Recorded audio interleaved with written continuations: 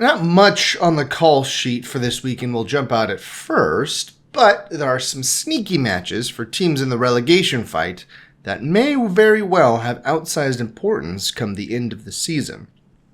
Also, there may or may not be a bit of news to break down concerning those clubs in Manchester. Seasons are changing today on Coffee with a Kick.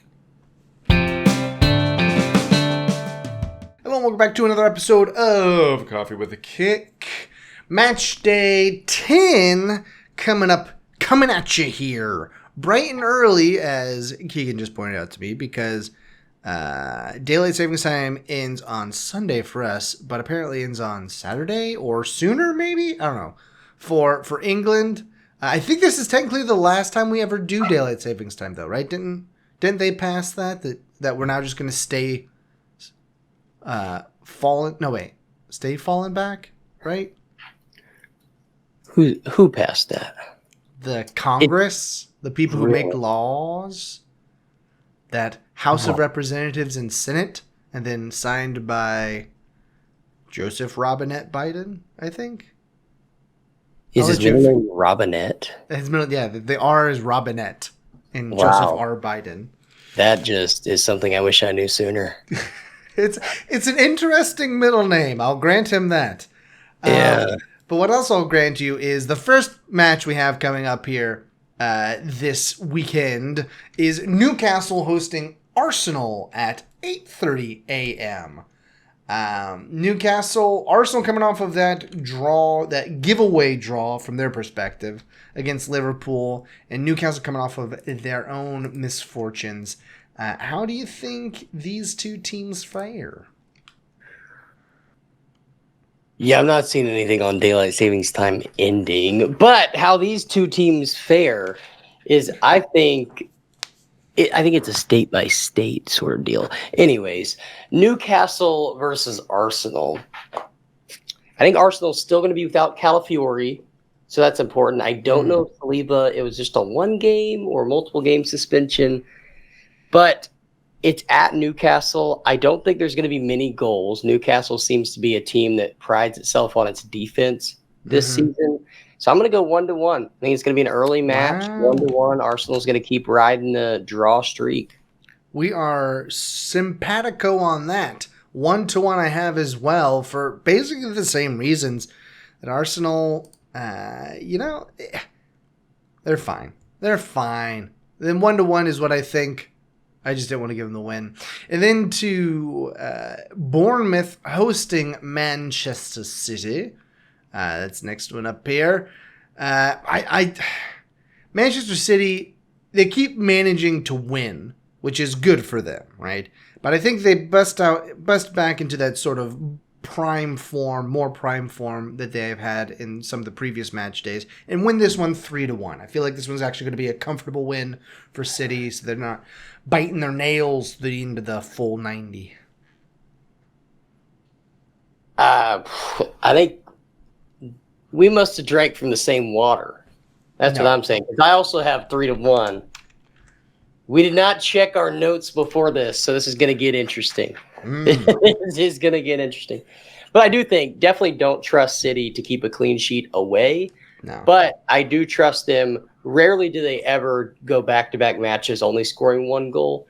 So City's going to score. It just depends on can Bournemouth keep up. Yeah. Yeah. So do you have 2-0 for the next one as well? For Ipswich Town beating Leicester City? I don't. No, that's where we defer. I have 2-2. 2-2. I got to keep my Leicester train going. I also need Ipswich to start performing a little better for my, table pick. But I think 2-2 feels good. Yeah, the recap episode that we did for the table, this one's influencing me here because I need Ipswich Town to be better and I need Leicester to be worse. So that's what got Ipswich Town winning 2-0. Now, are they also the favorites? Yes, but I don't know why Ipswich Town are the favorites here, really.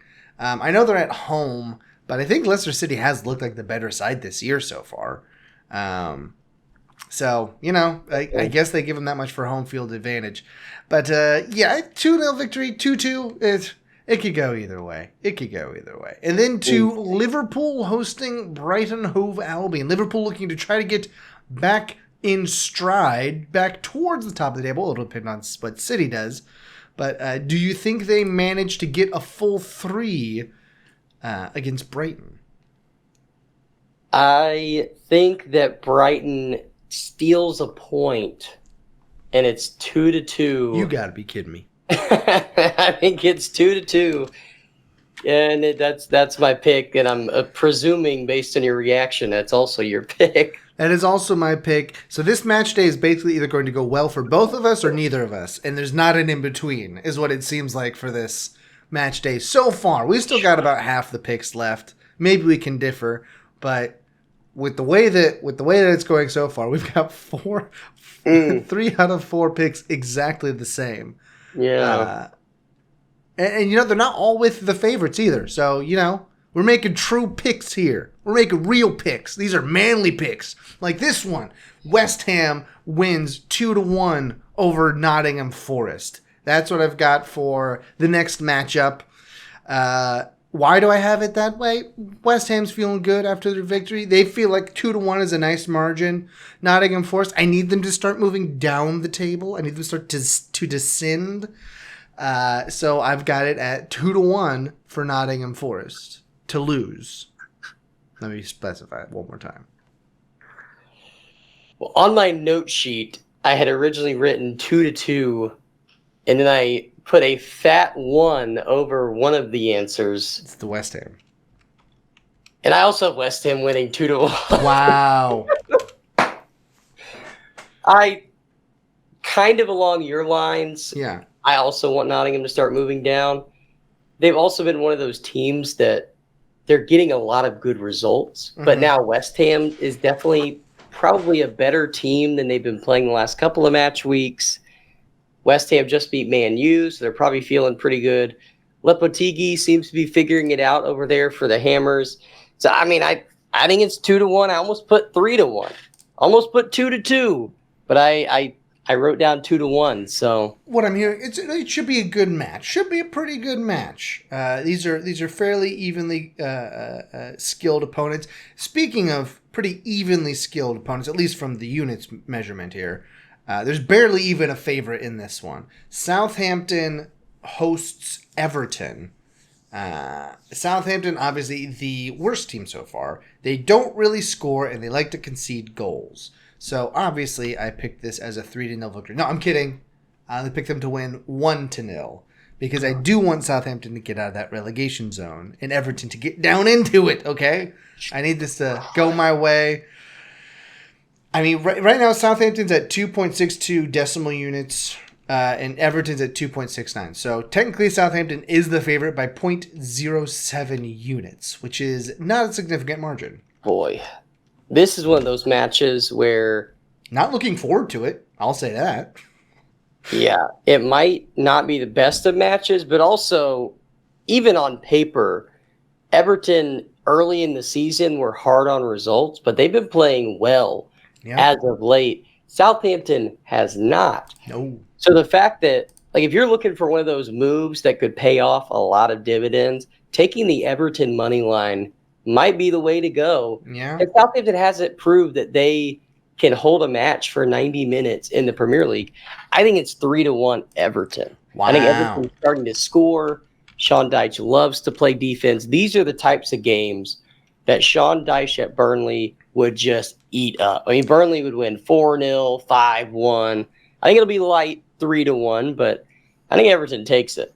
You just got to hope that they don't go up 2-0 at any point, because then things get very nervous for Everton. Yeah, they will lose. They'll probably lose if they go up 2-0 against Southampton. Southampton will end up getting like half of their goal total so far this year just to fulfill that prophecy, because they are sitting on 6 lonely goals so far this season, which is not great. And then we go to my Wolves at Molineux. Of course, we're the home underdogs. We're home dogs against Crystal Palace. That seems unfair to us. If they could give Southampton the favorite when they're at home against Everton, Crystal Palace is just as bad as Everton. They're worse than Everton. They've only scored 6 times this year as well. They've only conceded 11, which is why they're not in 20th and are in 17th. But giving us home dogs, I feel like, is very disrespectful. And as a reaction to that, I'm taking my Wolves to win. I think probably for the first time this season. That may be true. I'll have to look back here. But I'm taking us to win 2-1 at home. Hold the fort at Molineux. Yeah, that would be the first victory for Wolves this year. No, the first one that I picked. I don't think... Oh, I have them beating Nottingham Forest. The first for both. Maybe that's why they haven't been winning. You haven't been picking them to win. I think both these teams want to play defensively. I really think that Wolves have a better attack than Crystal Palace, clearly shown by the goal tally.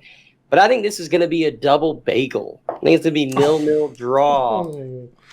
I just don't think Crystal Palace, I don't think they're quite there yet as far as confidence in the attack.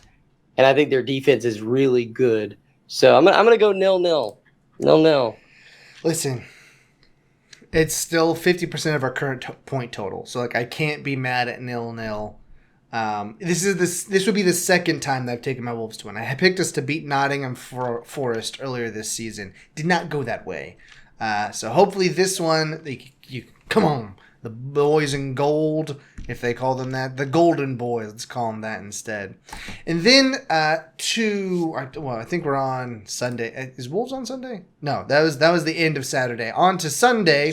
We've got two matches on Sunday.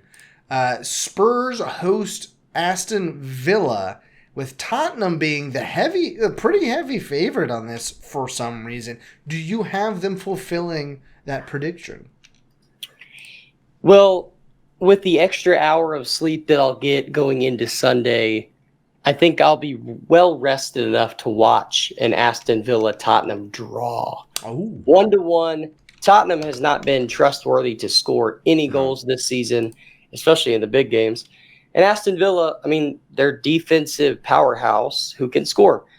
I think it's 1-1. I think Aston Villa is going to want to get back on the winning foot. Yeah. But play maybe a little conservative because it's at Tottenham. So 1-1 feels good to me. Aston Villa kind of needs to pick up their defensive stalwartness. Liverpool and City are making them look like fools. Liverpool's only given up 5 goals so far this season, which is quite shocking. And City has conceded only 9, and we make fun of them every week for letting in goals. But I think that this one goes 4-1 Aston Villa. I think they kick things back off. They had a disappointing weekend, weren't playing up to their typical standard. Tottenham, I don't know, Postecoglou. I don't know, man. You're from New Zealand, maybe you gotta go big. Learn from the Kiwi. You gotta go find one. They don't have wings, you know that? Kiwis don't have any wings at all. Oh, I did not know that. Yeah, no wings at all. Just big old feet that they stomp around to scare worms to the surface. Wow. I read too many animal books as a child. Then to something that's hopefully more interesting than an animal book about Kiwis. Manchester United hosts Chelsea as the Sunday afternoon match. And this one, we probably should have talked about our other bit of news back when we were talking about City, but we'll cover it here as well. The other Manchester side.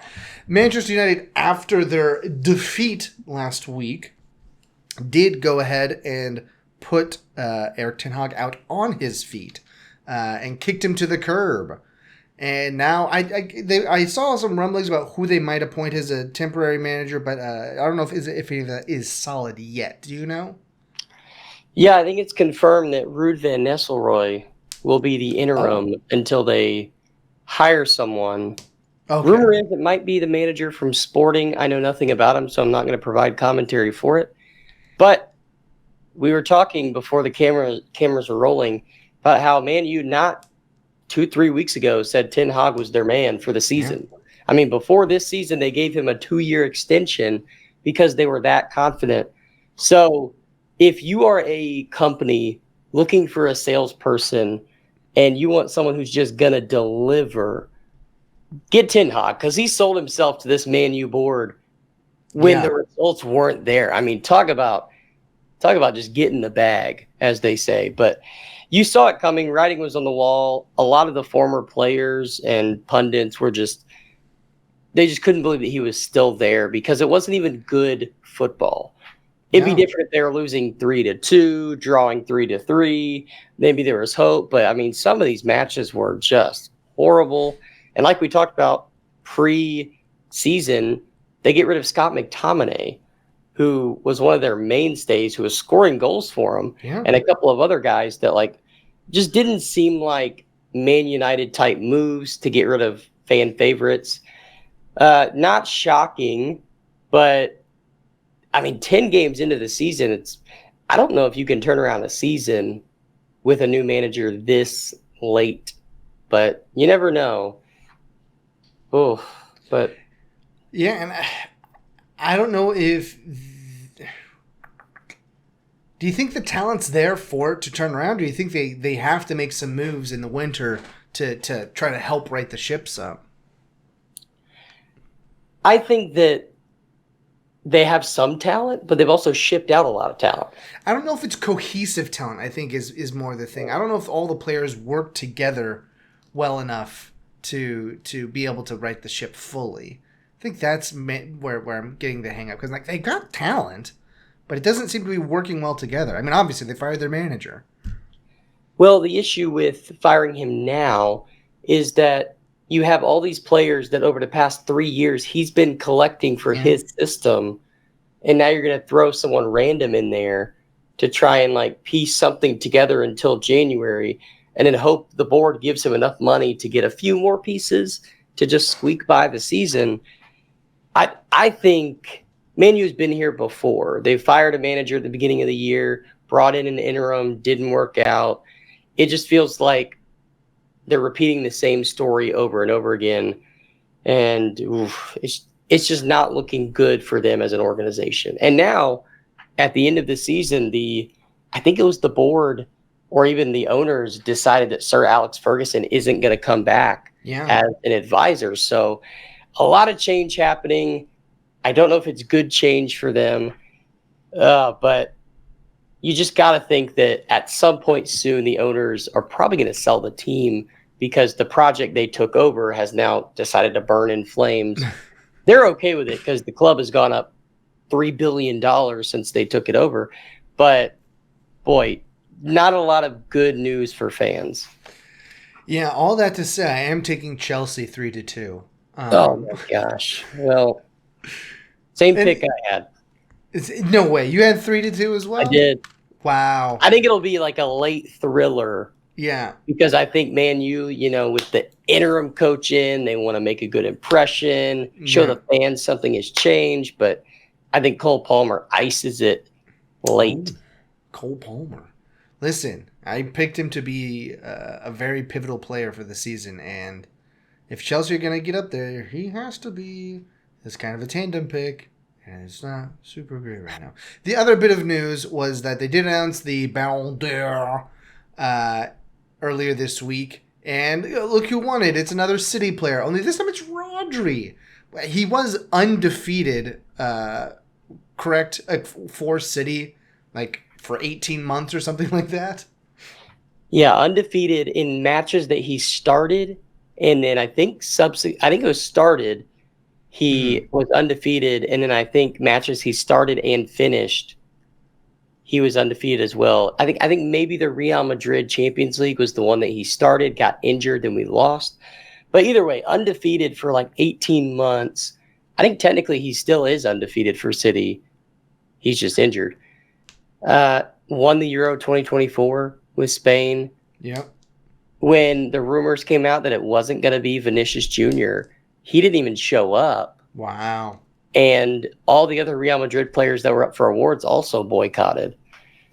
So I don't know what that means for their maturity level or their character, but it's hard to imagine a CDM also scoring incredibly crucial, like trophy-winning goals to not win it. It may not be flashy, but his stats were far and away the best. I think he deserved it. But obviously, Real Madrid players didn't think so. It's stats and importance, right? Because City was so devastated by injury last season, with Kevin De Bruyne being out for so long at the beginning, Haaland missing a good chunk there in the middle. They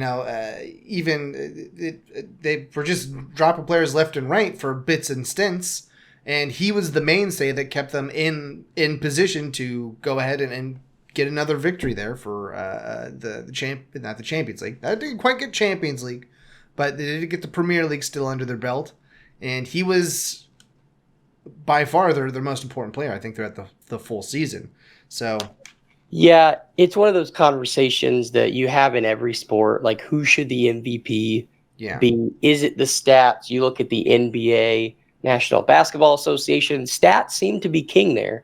But then you look at the NFL and especially the ballondor, you see that stats have not always reigned king. Like when Messi won it this past time, the 8th time, like he didn't have a lot of like flashy stats. For Messi, they were still on par with everyone else. But he won the World Cup with Argentina. You can't take that away from him. He finally did it. Are you kidding me? Yeah. But I appreciate that they're not only looking at like the flashy stats, but they're actually looking at impact in these types of trophies. Yeah. So fun result there for City fans. Oh, and is it Yamin Lamal or is it Lamal Yamin? I can never remember. It's Yamin Lamal. Yamin Lamal. Yeah. The Spanish Wunderkind got himself the Young Player of the Year award, and yeah, he'll be trying to get some Ballon d'Ors before too long, because he did play very well over the course of the summer and is continuing to play well during this season. And to finish off our weekend, we move to Monday. We move to Monday with just a lovely Fulham hosting Brentford.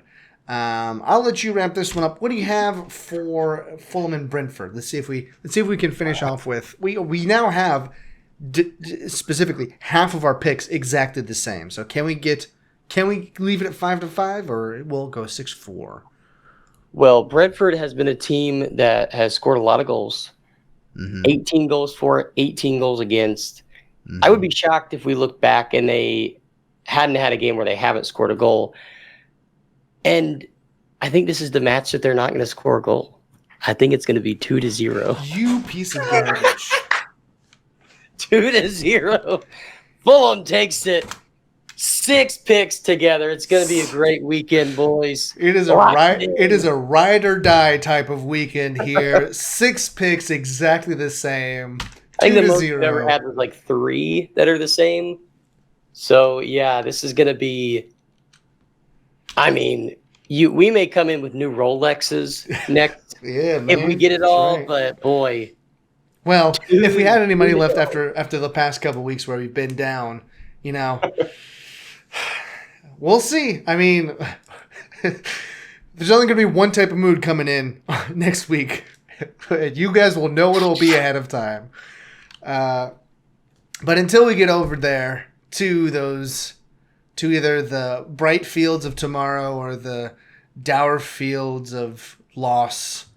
I don't know what I'm even talking about at this point. Why don't you go ahead and grab your coffee, grab your pockets, grab your coffee, grab your popcorn, grab your coffee, grab your cola, watch some soccer, and we'll see you on the other side. Au revoir.